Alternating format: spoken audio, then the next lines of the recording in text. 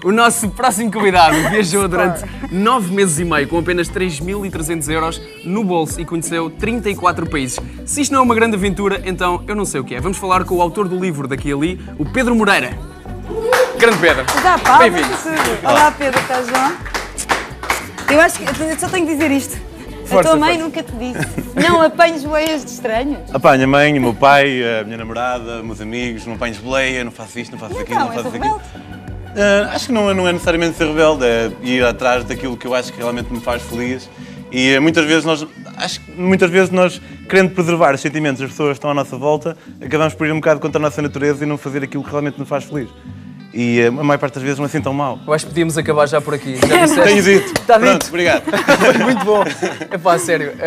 Eu li esse livro e já há muito tempo... Deixa-me interromper-te. Força. É a primeira vez que eu venho a um programa destes e o apresentador leu pelo menos partes do livro. E eu, pá, agradeço-te imenso. É mentira! Mas é mentira, eu não li. Ele também mandou. Eu nem sequer sei ler, estava a gozar. Não. Mas a verdade é, dizia, o que vale é que tinha fotografias e eu vi. Não, mas a sério, mesmo honestamente, desde o Into the Wild, que é tipo para mim a bíblia das viagens e da doideira também, que eu não li um livro que me puxasse tanto. Tu foste tipo, tu partilhaste tudo. Tu começas com pedaços teus de diários de muitos anos antes, já com esta vontade de viajar. Tens o e-mail em que te despedes do teu trabalho para começar a viajar. Tu dispões a tua vida toda aqui, Escreves a parte financeira também muito bem, que eu acho que é importante, porque as pessoas acham sempre que viajar é um grande luxo, mas pode ser mais além, mesmo com um bocadinho menos, não é? Pá, essa cena do dinheiro, eu, apesar de não ter nada a provar a ninguém, na verdade apetecia-me um bocado. Então apetecia-me, porque sempre que eu dizia que ia fazer esta viagem, o pessoal, eu curtia o M, não tenho guito, não tenho guito, Pá, eu ao menos posso dizer, olha, pelo menos o guito não é problema. Está bem que 3.000 euros não é uma pataca, mas também não é assim tanto dinheiro. Sim, mas tu a viver a tua vida normal não gastas 3.000 euros em 9 meses. Imagina, pagas renda ou pagas outra cena e gastas muito mais. Pronto, então, pá, isto era um bocado para provar que é possível, mas nós somos bué peritos em meter obstáculos à nossa frente, e muitas vezes, para não fazermos aquilo que queremos fazer. E muitas vezes o dinheiro é um deles. E, pá, assim, posso menos dizer que, pá, trabalhas um bocado, poupas algum guito, e podes ir. Mas é uma cena, tu falavas há pouco, e começámos precisamente a falar sobre os teus pais e sobre a tua namorada, inclusive. Isto não é uma cena demasiado solitária ou muito solitária, este tipo de viagem? Não, na verdade não, porque tu, às vezes eu sinto falta de alguém que esteja a viajar comigo, alguém com quem eu já tenho uma certa relação, para poder ver uma cena espetacular e poder olhar para a pessoa e partilhar a beleza daquilo.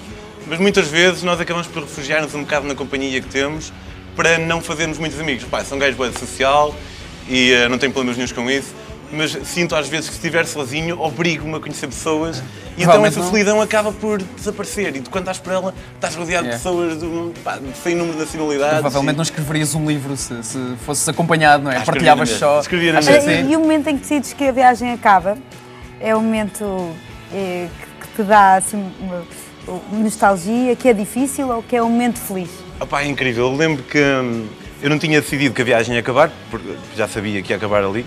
E eu estava em Madrid no meu último dia, pá, e tinha uma panóplia de sentimentos tal dentro de mim, pá, era alegria, era tristeza, era raiva, era felicidade. Eu quase que literalmente vomitava de tanta cena que eu estava a sentir. Que era o meu último dia, parti de Madrid, depois para me fazer sentir ainda pior, depois me ouvir aquela música dos Doors, This is the end, dum, dum, dum. Pá, eu sou o teu maior fã.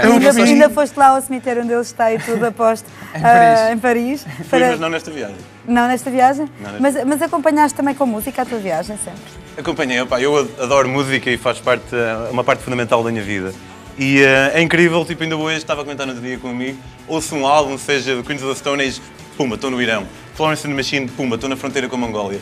Pá, a música transporta, tal como este livro, transporta-te assim. Daqui ali, um livro que demoraste quanto tempo a escrever? Pá, este livro eu fui escrevendo ao longo da viagem, fui escrevendo um blog. Depois chegaste cá e reorganizaste. Aquilo tinha pá, 700 páginas, foi reformular tudo, ajustar, aprimorar, rever 79 vezes e depois finalmente aquilo saiu. Mas desde que eu cheguei até o livro ter saído, pá, foi bem 1 ano e meio de trabalho. Mas durante a viagem ias falar,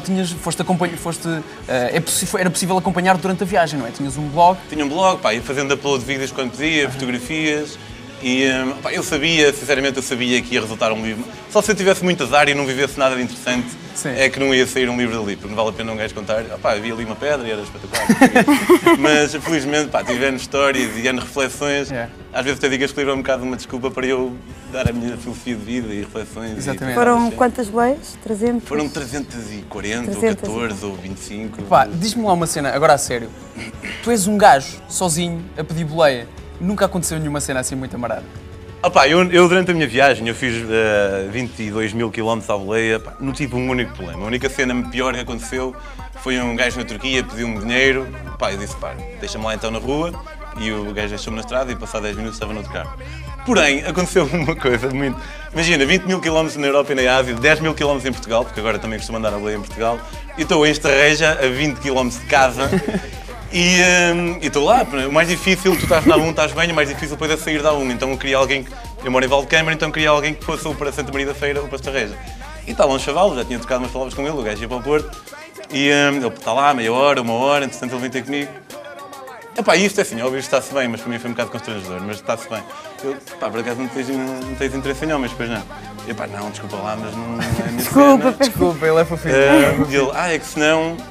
E depois agora vou dizer, a versão soft fazia-te um favor sexual.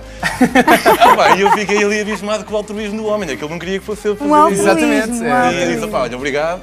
Não é a minha cena, não tem mal nenhum, eu sei que não tem mal nenhum e por isso é que eu estou a reagir bem, Será que é não é a isso? minha onda. Será que é essa cena que os estrangeiros dizem que é a generosidade dos portugueses? Se calhar é. Pá, veio de Portugal, o pessoal oferece-te isto. Este bem receber. É este bem receber. Hospitalidade.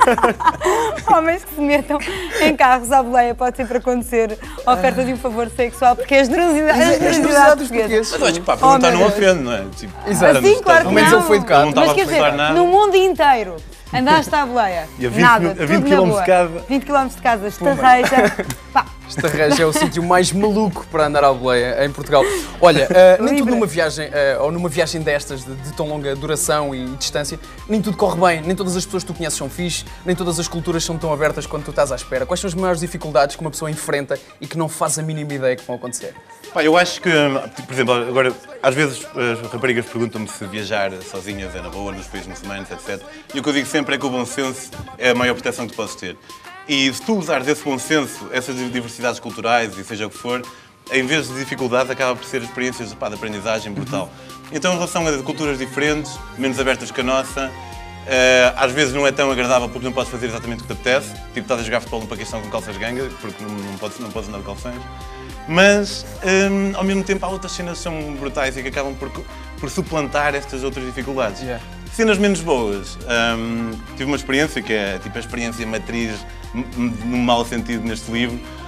Foi a pior experiência da minha vida e foi a única má experiência que eu tive nesta viagem, que foi ter estado preso no Laos. Eu fui sair, estava... O Laos é um país muito turístico, é um país espetacular. Esta experiência não define as pessoas do Laos, mas tem uma polícia bem corrupta. Fui sair, perdi os sentidos, creio ter sido drogado. Eu vinha a mim na parte de trás de um carro, a viatura descaracterizada, era a bófia, mas eu não sabia, estavam vestidos à paisana. E só pensei, fui drogado, fui raptado. Enfiaram-me numa cela, era eu mais 20 gajos, só 2 janelas tapadas com madeira, uma porta tapada com madeira, uma gaja na cela ao lado aos berros. E eu pensei que ia morrer mesmo, literalmente. Acabei por estar lá. Estive lá 2 noites, 36 horas. Na altura achei que ia resistir 4 dias. E depois cedia, mas a minha família não sabia o que se passava e então achei que vou ter que ceder e cedi e tive que pagar. No fundo eles só queriam dinheiro. Sim, infelizmente é um caso mais ou menos comum lá nesta localidade no Laos. Mas o susto deve ter sido terrível. Imagina o que é eu não pensava que ia morrer, eu sabia que ia morrer durante aquelas horas. E isso é a pior coisa que tu podes. Ao mesmo tempo, mas ficaste com amiguinhos novos, devem ter sido super porreiros. Os gajos foram espetaculares comigo, na prisão, Sério, foram brutais comigo. E aquelas pessoas estavam presas contigo?